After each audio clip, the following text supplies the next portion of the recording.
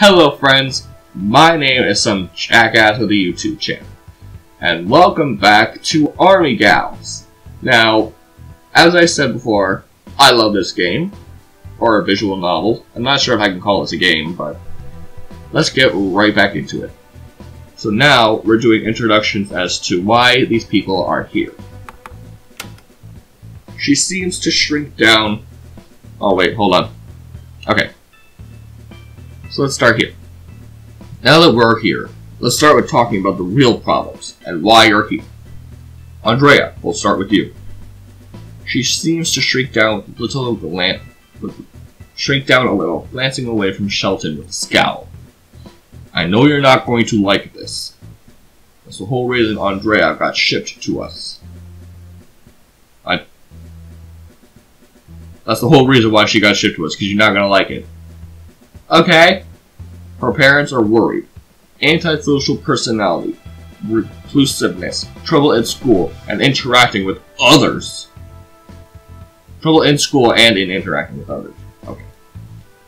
Those were the concerns they voiced to me. I'm off to a great start. Not much of a people person, are you?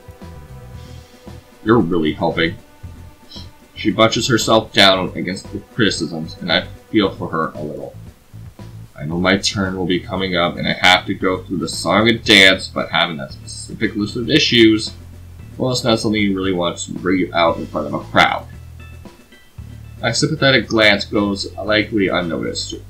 She has her arms crossed, scowling off into the distance. Rain. She gives a cheeky wave. Rain has been in trouble with both the school and her parents, who described her to me as uncontrollable. She's been caught drinking and failed a drug test. Well, if they were testing me for drugs and I had drugs in my system, doesn't that technically mean I passed? Maybe I misunderstood the purpose of the test. I'm gonna sue! Keep up the attitude, Rain.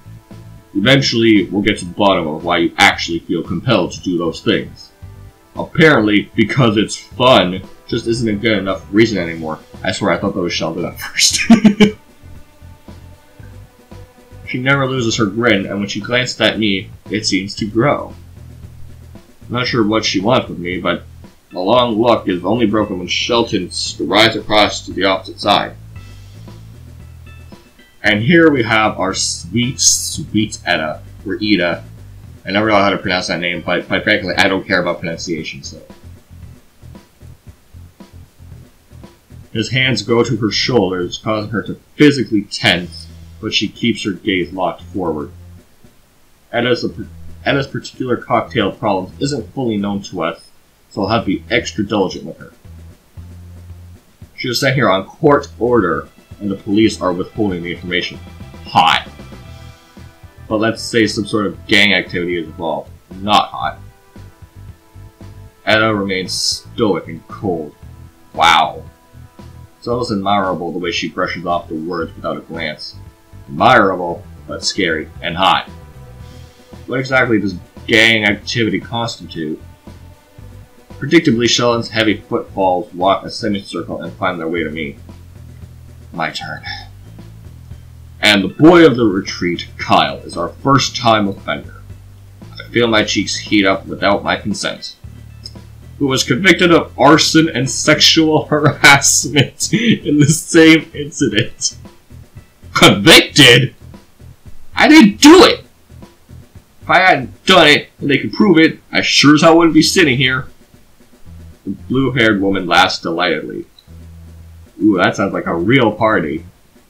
What on earth did you do? Nothing! Sorry, I go into a lift. Kyle here decided to attempt to burn his school down. Not only that, but he was found hiding in the women's changing room. Likely a ploy to get them out to run without dressing. It's like listening to my principal all over again. I didn't start the stupid fire. I didn't set the stupid fire. It's been burning since the world's been turning. I got dared to go to the changing room by some The words catches my throat and I can't say it. I wanted to, but it wouldn't be the truth. They weren't my friends. That's what I wanted to get from it, taking the stupid dare to go into the women's changing room after gym class. Look, it doesn't matter. They framed me for the fire. Shelton looked less than impressed. You're already out here in the woods for what you did. There's no point in defending yourself now. You're lucky you got us so easily since they couldn't prove anything. You might want to add being a compulsive liar to Kyle's list of faults. I glare at the ground, bitter even though I know I'm getting the same treatment as everyone else. In fact, I probably even shouldn't blurt it out that I didn't do it. But Shelton loses interest in me and goes back to stand at the front. And of course, there's me! Some of the women's expressions look a bit more optimistic at that. I have a feeling that Cheryl is going to get along way too well with them. Actually, we need to talk about that. What? Come here. The pair wander beyond where we can hear, the rest of us exchanging confused glances. They talk quietly until Cheryl starts yelling. I will not! You can't just... Whatever Shelton says cuts her off. I strain to hear what she's saying. We all do. But every little shake of relief is a buzzing insect to muffle whatever syllable comes out. Fine! The word suddenly cuts through the air. Cheryl comes stomping back so furiously that she marches right past all of us without a word. She slings her stuff onto her shoulder and gets on her bike. I remember saying that the way here was too rocky and impassable to drive through, but she speeds off without a backward glance. She dead! I notice Andrea and Rain sharing a look before we all turn our gaze to Shelton.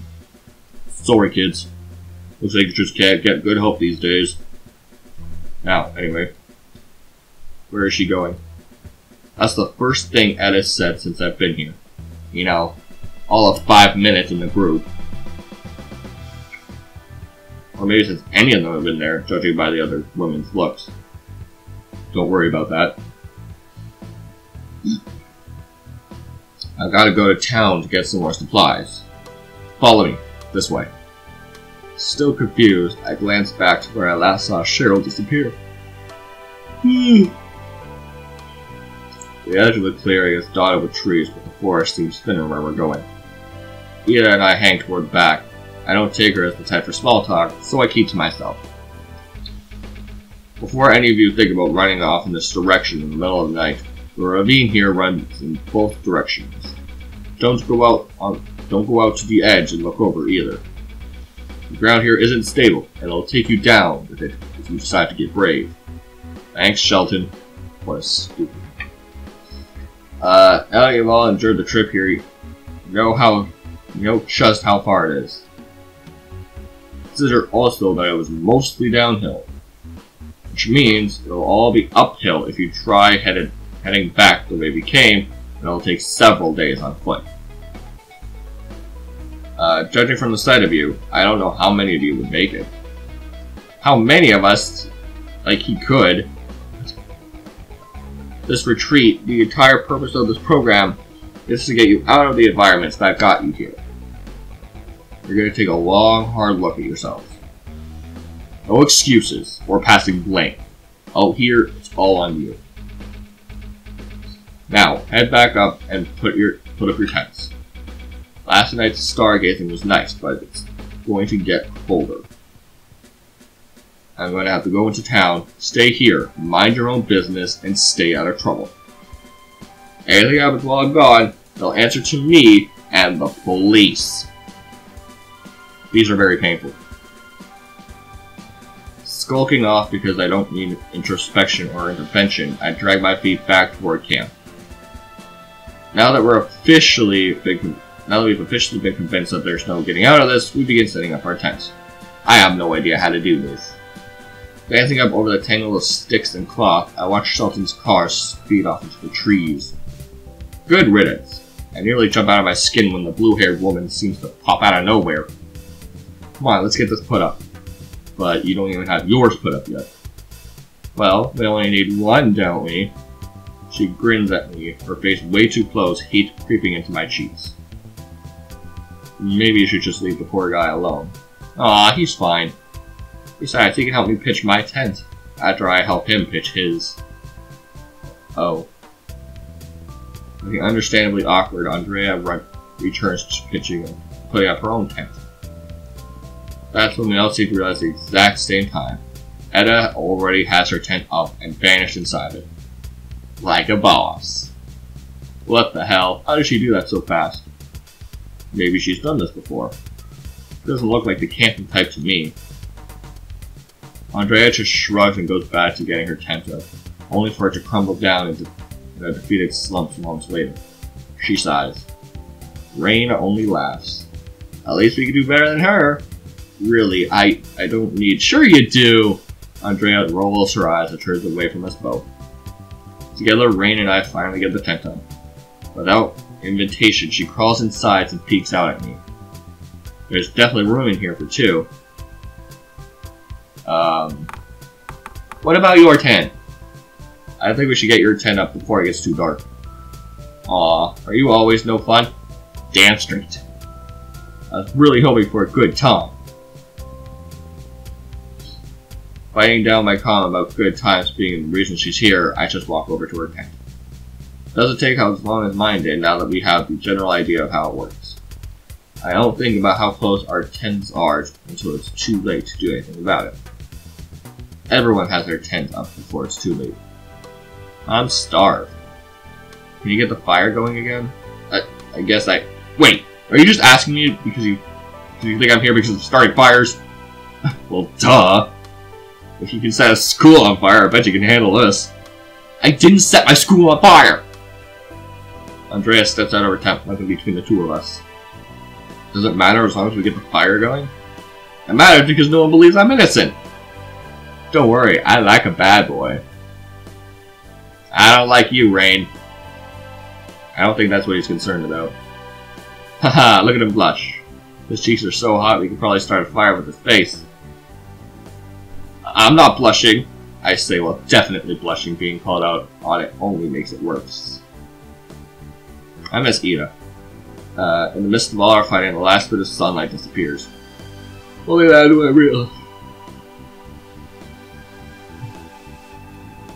I realize it's not completely dark, turning around to the crackling noise on my back. The women look to where the fire has already blazed brightly. There is only one person who could have done it. I glance toward Ida's tent, which is silent and still as ever. Like a badass. Did she? I guess so. Weird. She hasn't said much the whole time we've been here. Neither have you. Andrea just rolls her eyes. I guess Shelton has the food in his tent. Go get it. Me? Why don't you go get it? I don't want to go there. I look at Andrea, who just shakes her head no. This is the weirdest situation I've ever been in my entire life. As someone who has a majority of his friends being women, that ain't news to me. I find a large cooler inside Shelton's tent, which has water bottles and chilled hot dogs. Andrea, Rain, and I roast them over the fire, and though we leave out stuff for Etta, she never comes out. I am getting too much. I get it. From between bites of hot dogs, I glance up at Andrea in surprise. She stirs the logs from the fire idly with the end of her stick. I'm feeling you don't deserve to be here. I shouldn't be here either. I mean, I didn't do anything wrong anyway. Oh, did you get falsely accused of something, or she shakes her head? No. My stupid parents just thought it would be a good idea for me to come here. Break me in, you know? I don't, really. I guess they thought I'd come out here and turn into someone else or something. She scowls into the fire. Like I said, stupid. Rain yawns. Seriously, this might be a one night with no supervision, and we're gonna waste it on a pity party? Have fun, then. I guess there's nothing we can do about it now. Just make the most of it. Yeah. She sounds so unconvinced. I don't know what to say to make her feel better. In the next few minutes, she stands and goes back to her tent without another word. I guess I should put out the fire. Tiredness is getting the best of me, too. It can't be that late yet, but all the traveling has worn me out. You know, technically I could just do this. Because all it is background music. That's all that the game is. Alright. Still wondering what happened to Cheryl. I crawled into my tent. Oh, please no. If I wasn't so tired, I probably would be a little less spooked. Being out in the darkness, more than instances where Consular is missing in action. As it is, I'm just thinking about sleep. Until I hear a rustling. What was that? I sit up. Sitting up, I strain my ears. Just outside my tent, I hear the soft crunch of leaves as something slides past my tent. God damn, it's already been 16 minutes. My batteries are almost dead, god damn. I can't see anything, staring into the darkness. What if it's a bear? Or a wolf? Do wolves even live around here? I have no idea. I bury myself deeper into my sleeping bag, as it might actually help. Forcing my eyes closed, I imagine every possible way I could be mauled in. Sounds of shuffling grow closer to the front of the tent. Oh god. Bear, bobcat, wolf, coyote. What's the difference between a coyote and a wolf? Mange? I don't know! But I don't think either of them know how to unzip a tent. Which is what happens next. Huh? Boo. What are you doing in here? What do you think? She crawls toward me, forcing me to the side so she can lay down. Well, I can guarantee right now this is going exactly where you think it's going. And I'm going to cut that out. Oh, hello. Really? She blinks down at me owlishly. You got a girlfriend back home, don't you? No, I don't have a girlfriend. I'm not attractive then? Nope. She leans forward, her arms squeezing her chest out a little, with a tease shake. But I end up in the middle of nowhere with the only boy who likes playing hard to get. I just think it'd be better for you if we didn't. I brace myself for her scorn. She looks a little apprehensive. The two of us gazing at each other in the dark. Then she laughs and surprises me with a kiss on the cheek.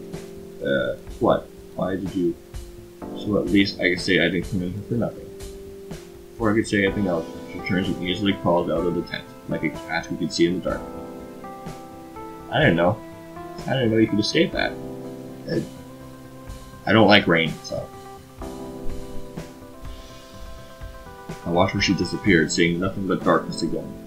I carved my fingers through her hair. Women. I really don't understand them. Not one bit. Alright. So, I'm going to stop this video here. Thank you so much for watching, and I'll see you in the next part. Jackass out.